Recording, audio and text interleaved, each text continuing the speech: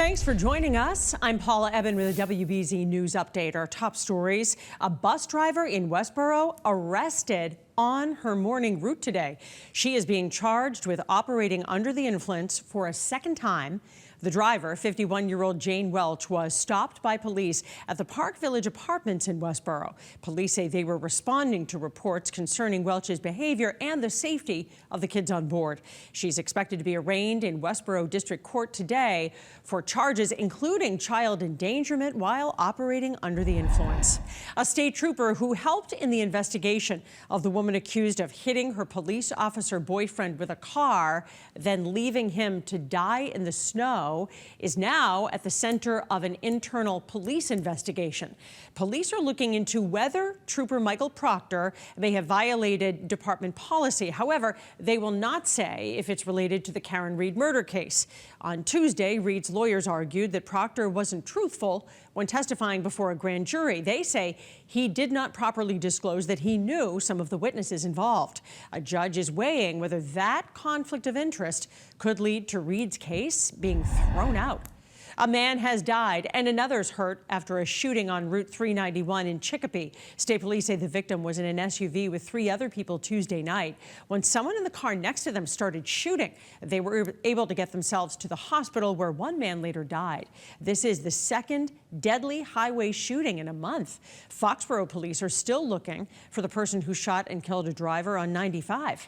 Let's get a check of the forecast now with meteorologist Jason Mikell. Fair weather clouds to start today, but more increasing clouds and also those low-hanging clouds moving back in. So you know where we're going with this. Veiled sunshine across the vast majority of some areas stretching along the north and south shores today because of that steady sea breeze.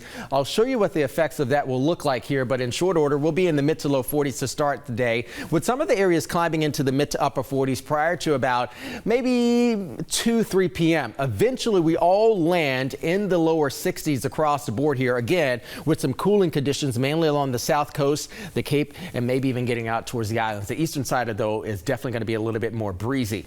We'll be kind of relatively cool overnight. We're not going to really get cold tonight, again, because we'll have a lot more of those clouds move back in. The northerly components of our winds arrive for us tomorrow, and even so, we can still expect some of the warming conditions to be also north and west outside of town. So again, tomorrow's temperatures are going to roughly be anywhere from 8 to maybe up to 12 degrees colder from this time to tomorrow afternoon, as opposed to this afternoon. Heaviest rain chances again are likely to be far north and also west of town. This is not going to be a deluge by any means. It's just actually going to add in a little bit more of a drop in the bucket or so. But the good thing is about this rain, tree pollen is already starting to dial up, so some of the rain showers to help to kind of wash some of that out here. We've certainly had a very active overnight, as you can start to see there, even more activity moving through portions of the Midwest. Again, it arrives mainly along north of the Mass Pike once we get into the overnight. Bedtime temperatures, again, relatively cool. We'll be in the mid-40s across the area as far as the city is concerned. There is that lobe of energy, mainly going to be a southern Vermont and southern New Hampshire type of event here with some of the moderate to heavy rain moving through. No severe weather activity associated. We're not even expecting thunderstorm activity out of this.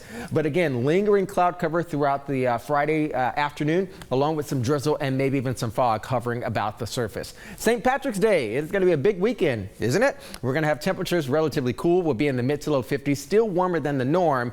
And even if you look at the month of March, we've had warmer than normal conditions. And certainly by March standards, it's been a really nice March. But again, next week, we start to switch things up here. We're going to have a notch of colder air slipping south. Yeah, we're changing things up a little bit. That lobe of colder air is definitely going to be showing its ugly head here for the first few days, I should say, of next week. Spring officially begins next Tuesday, Paula, but look at our conditions. Monday, Tuesday, Wednesday, we're actually going to be unseasonably colder than the average daytime high once we get into Tuesday and Wednesday. And believe it or not, seems like it's going to be a cooler but yet tame start to the spring season of 2024. Paula, back to you. Jason, thanks. I'm Paula Ebben. This has been a WBZ News Update.